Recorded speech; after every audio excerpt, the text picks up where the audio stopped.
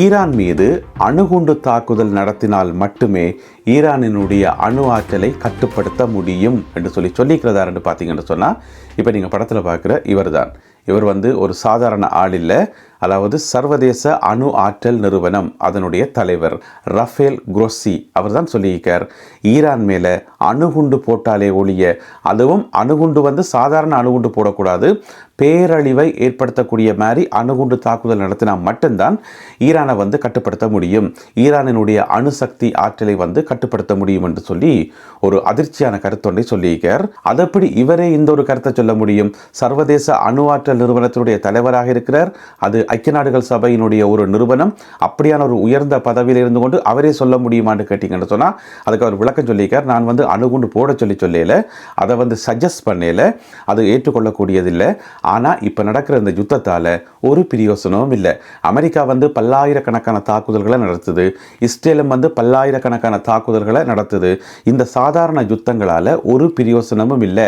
ஈரானை கட்டுப்படுத்த முடியாது, ஈரானினுடைய அந்த அணு ஆற்றலை கட்டுப்படுத்த முடியாது.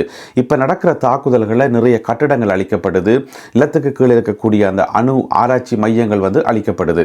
எனவே ஈரானில் இருக்கக்கூடிய அந்த யுரேனியம் இருக்குத்தானே, அந்த 440 கிலோ யுரேனியம், அது ஏதாவது ஒரு இடிபாட்டுக்குள்ள சிக்கி இருக்கும், அது அங்கே தான் இருக்குமே தவிர அதை அழிக்க முடியாது. அது மட்டும் இல்லாமல் ஈரானியர்களுக்கு இருக்கக்கூடிய இந்த அணு ஆயுதத்தை உற்பத்தி செய்கிற அறிவு இருக்குத்தானே, அதை எந்த காரணம் கொண்டும் அழிக்க முடியாது. எனவே நீங்கள் அது எல்லாத்தையும் சேர்த்து ஒட்டுமொத்தமாக அழிக்கணுமாக இருந்தால் ஈரான் மேலே அணுகுண்டு போட்டால் மட்டும்தான் அது சாத்தியமே. அதுவும் சாதாரண அணுகுண்டில் பேரழிவை உருவாக்கக்கூடிய அணுகுண்டு போட்டால் மட்டும்தான் அது சாத்தியம் என்று சொல்லி விளக்கமாக சொல்லியிருக்கிறார். இருந்தாலும் சர்வதேச அணு ஆற்றல் மையத்தினுடைய தலைவரே இப்படி ஒரு கருத்தை சொன்னது உண்மையில அதிர்ச்சியை உருவாக்கி இருக்கிறது. அமெரிக்காவினுடைய CBS அந்த ஊடகத்துக்கு ஒரு பேட்டி வழங்கியிருக்கிறார். அதில் தான் சொல்லியிருக்கார், இந்த சாதாரண யுத்தங்களால் ஒருபோதும் ஈரானை கட்டுப்படுத்த முடியாது சொல்லியிருக்கார். அதே நேரம் அணுகுண்டுகள் போடப்படுறதையோ அணுகுண்டு பாவனையோ தான் ஒருபோதுமே ஏற்றுக்கொள்ளப் போவதில்லை என்று சொல்லியும் அந்த பேட்டியில் சொல்லியிருக்கின்றார் ரஃபேல் குரோசி. கட்டாரில் இருக்கின்ற ராஸ் லஃபான் மீது நடத்தப்பட்ட தாக்குதல்கள் அதனுடைய பரபரப்பு இன்னுமே ஓயல் என்று சொல்லணும். ஏனென்று சொன்னால் அவ்வளவு ஒரு பேரிழப்பு ஏற்பட்டிருக்கிறது. எவ்வளவு இழப்பு ஏற்பட்டிருக்கிறது இப்போ மதிப்பிடப்பட்டிருக்கிறது 20 பில்லியன் அமெரிக்க டாலர்ஸ். 20 பில்லியன் அமெரிக்க டாலர்ஸ், அதாவது கோடியில் சொன்னோம்னு சொன்னால் 2000 கோடி அமெரிக்க டாலர்ஸ், அவ்வளவு இழப்பு ஏற்பட்டிருப்பதாக இப்போ மதிப்பீடு செய்யப்பட்டிருக்கிறது. அதனுடைய உற்பத்தி திறன் 17% பாதிக்கப்பட்டிருக்கிறது என்று சொல்லி ஏற்கனவே தகவல்கள் வெளியாகி இருந்தன. அது மட்டும் இல்லாமல் இதை முழுமையாக திருத்தி எடுக்கிறதுக்கு 5 வருடங்கள் செல்லும் என்று சொல்லி, எனவே 2000 கோடி அமெரிக்க டாலர்ஸ் நஷ்டம் ஏற்பட்டிருக்கிறது. உண்மையிலேயே ஒரு அதிர்ச்சியான விஷயமாகும். இந்த 2000 கோடி அமெரிக்க டாலர்ஸை இலங்கை ரூபாயிலேயோ அல்லது இந்திய ரூபாயிலேயோ பெருக்கி பார்த்தோம்னு சொன்னால் கட்டாயம் தலை சுத்தும். ஏனென்றா அவ்வளவு பெரிய தொகை, சரிதானே? குவைத்தில் இருக்கின்ற மிக முக்கியமான எரிபொருள் சுத்திகரிப்பு நிலையம், அதன் மீது இன்று தாக்குதல் நடத்தப்பட்டிருக்கிறது. இந்த தாக்குதல் காரணமாக பல அலகுகள், செவரல் யூனிட்ஸ் என்று சொல்லப்படுகிறது, பல அலகுகள் தீப்பிடித்து எரிந்து கொண்டிருப்பதாக அங்கிருந்து கிடைக்கின்ற தகவல்கள் தெரிவிக்கின்றன. சேத விவரங்கள் இன்னும் முழுமையாக வெளியாகல. இந்த தீயை அணைப்பதற்கு தீயணைப்பு படை வீரர்கள் போராடி கொண்டிருப்பதாக சொல்லப்படுகிறது. இதே அல் அமாதி மீது நேற்று வியாழக்கிழமையும் தாக்குதல் நடைபெற்றிருக்கிறது. இப்பொழுது ஈரான் தொடர்ச்சியாக ஏனைய மத்திய கிழக்கு நாடுகளில் இருக்கக்கூடிய இந்த எண்ணெய் உற்பத்தி மையங்களை தாக்கி வருகின்றமை குறிப்பிடத்தக்கது. ஹோர்முஸ் நீரிணையை திறப்பதற்கான நேரடி தாக்குதல்களை தாங்கள் ஆரம்பித்திருப்பதாக அமெரிக்கா அறிவித்திருக்கிறது. அமெரிக்காவினுடைய யுத்த விமானங்களும் ஹெலிகாப்டர்களும் இப்பொழுது ஹோர்முஸ் நீரிணையை இலக்கு வைத்து இன்று காலை தொடக்கம் கட்டும் தாக்குதல்களை மேற்கொண்டு வருவதாக அங்கிருந்து கிடைக்கின்ற செய்திகள் தெரிவிக்கின்றன. இந்த தாக்குதலை பார்த்தீங்கன்னு சொன்னால் தாழ்வாக பறந்து தாக்கக்கூடிய ஃபைட்டர் ஜெட்டுகள் பயன்படுத்தப்படுது என்று சொல்லி, ஏனென்று சொன்னால் அந்த ஹோர்முஸ் நீரினுடைய பல பகுதிகளில் பார்த்தீங்கன்னு சொன்னால் இஸ்லாமிய புரட்சிகர காவல் படையினுடைய கடற்படை இருக்கிறார்கள் தானே, அவர்களுடைய சிறிய சிறிய படகுகள், அதாவது இந்த தற்கொலை ட்ரோன்கள் என்று சொல்லுவோம், இந்த மாதிரி ஏராளமான படகுகள் அங்கும் இங்கும் நிறுத்தி வைக்கப்பட்டிருக்கா. எனவே அதை குறி வச்சு தாக்கி அழிக்கணும். முதல் கட்டமாக கடலில் நிறுத்தி வைக்கப்பட்டிருக்கிற இந்த படகுகளை தாக்கி அழிக்கணும். அதுக்கு பிறகுதான் கரையில் என்ன இருக்குன்னு சொல்லி பார்க்கணும். எனவே இதற்காக தாழ்வாக பறந்து தாக்கக்கூடிய ஃபைட்டர் ஜெட்டுகள் பயன்படுத்தப்படுது என்று சொல்லியும் 2 வகையான ஹெலிகாப்டர்கள் தற்பொழுது களத்திலே இறக்கப்பட்டு அவையும் கடுமையான தாக்குதல்களை தாக்குதல்களை மேற்கொண்டு வருகின்றன என்று சொல்லியும் அமெரிக்காவினுடைய மத்திய கட்டளை பணியகம் வெளியிட்டுள்ள தகவல் குறிப்பில் சொல்லப்பட்டிருக்கிறது. அமெரிக்காவால் களமிறக்கப்பட்டிருக்கிற அந்த 2 ஹெலிகாப்டர்களும் எதென்று பார்த்தீங்கன்னு சொன்னால், ஒன்று A-10 போர்தோக்ஸ் என்று சொல்லப்படுகின்ற ஒரு வகையான ஹெலிகாப்டர்கள். இப்போ நீங்கள் படத்தில் பார்க்குற இந்த மாதிரியான ஹெலிகாப்டர்கள், இந்த ஹெலிகாப்டர்களில் இருந்து கொண்டே சிறிய வகை ஏவுகணைகளை தாக்க முடியும் என்று சொல்லப்படுகிறது. எனவே சிறிய வகை ஏவுகணைகளை பயன்படுத்தி இந்த ஹெலிகாப்டர்கள் அந்த படகுகளை அழிக்கும் என்று சொல்லி, அதே போல அப்பாச்சி வகை ஹெலிகாப்டர்கள், அமெரிக்காவிடம் இருக்கக்கூடிய மற்றும் ஒரு பிரபலமான ஒரு ஹெலிகாப்டர்கள் நீங்கள் கேள்விப்பட்டிருப்பீங்கள், அப்பாச்சி ஹெலிகாப்டர்கள், அவையும் பயன்படுத்தப்படுவதாக சொல்லப்படுகிறது. எதற்காக இன்றைக்கு வெள்ளிக்கிழமையிலிருந்து இந்த தாக்குதல் தீவிரமடைந்து ஹோர்முஸ் நீரிணைக்கான அந்த யுத்தம் உத்தியோகபூர்வமாக ஆரம்பிக்கப்பட்டிருக்கு என்று சொன்னால், உங்களுக்கு தெரியும், ஏற்கனவே நான் ஒரு காணொலியில் விளங்கப்படுத்தியிருந்தேன். அமெரிக்காவினுடைய சிறப்பு கடற்படையினர் கிட்டத்தட்ட ஒரு 5000 வீரர்களை தாங்கிய கப்பல் அணி ஒன்று இப்பொழுது ஹோர்முஸ் நீரிணையை நோக்கி வந்து கொண்டிருக்கிறது.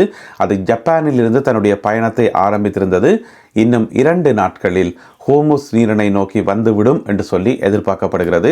எனவே அவர்களுடைய வருகைக்கு ஒரு வழி ஏற்படுத்தி கொடுக்கும் விதமாக, அதை இலகுபடுத்தி கொடுக்கும் விதமாக இன்று வெள்ளிக்கிழமை இந்த தாக்குதல்கள் ஆரம்பித்திருப்பதாக சொல்லப்படுகிறது. எனவே 5000 கடற்படை வீரர்களை தாங்கிய சிறப்பு MEU என்று சொல்லப்படுகிற சிறப்பு அணி 31வது அணி, அவர்கள்தான் இப்பொழுது ஹோர்முஸ் நீரிணை நோக்கி வந்து கொண்டிருக்கிறார்கள்.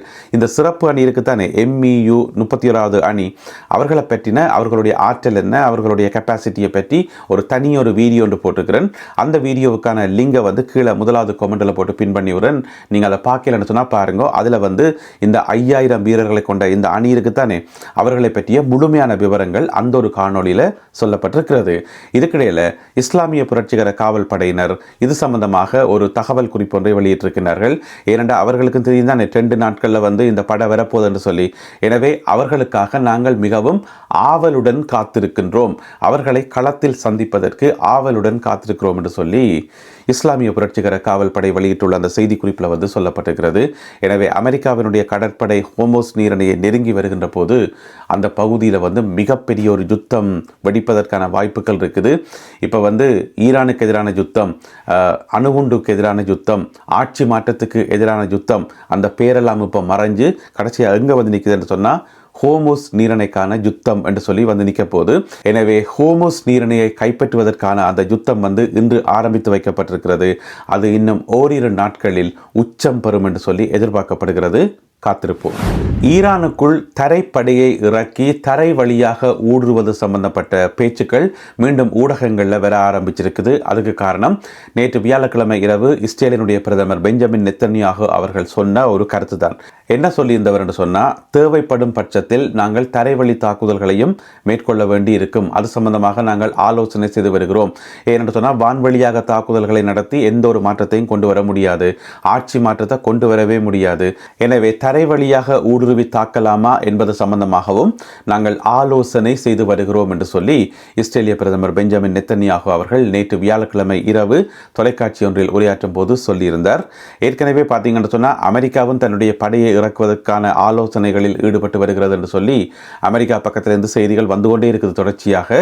அதிலையும் பார்த்தீங்கன்னு சொன்னால் கார்க் தீவை அமெரிக்க படைகள் கைப்பற்றும், அதிலையும் அந்த வானத்திலிருந்து குதிக்கிற பரசூட் அணி இருக்குத்தானே, அவர்கள் திடீரென அதை கைப்பற்றுவதற்கான வாய்ப்புகள் இருக்கு என்று சொல்லி எல்லாம் ஊடகங்களில் செய்திகள் போடப்படுது.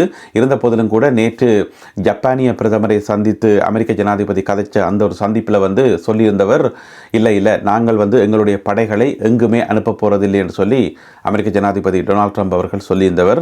அவர் நேற்று சொல்லிட்டாருன்றக்காக அதில் உறுதியாகத்தான் இருப்பார் என்று சொல்லி நாங்கள் எதிர்பார்க்க முடியாது. அது நேற்று, இது இன்றைக்கு என்று சொல்லி சர்வசாதாரணமாக ட்ரம்ப் சொல்லிட்டு போய்கொண்டே இருப்பார். எனவே படைகளை நேரடியாக கொண்டு இறக்குவது சம்பந்தமாக இப்போ தீவிரமான ஒரு டிஸ்கஷன் போய்கொண்டிருக்கின்ற மட்டும் எங்களுக்கு தெள்ள தெளிவாக விளங்குது. ஆனால் தரை வழியாக படையினர் ஊடுருவினால் மிகப்பெரிய அழிவுகளும் மிகப்பெரிய உயிரிழப்புகளும் ஏற்படும் என்றதை இராணுவ வல்லுநர்கள் முட்கூட்டியே கணித்து விட்டார்கள். யுத்த களத்திலிருந்து மேலதிக தகவல்கள் கிடைக்கின்ற போது அவற்றையெல்லாம் தொகுத்துக் கொண்டு இன்னும் ஒரு காணொலியில் உங்களை நான் சந்திக்கின்றேன். அதுவரை நன்றி, வணக்கம்.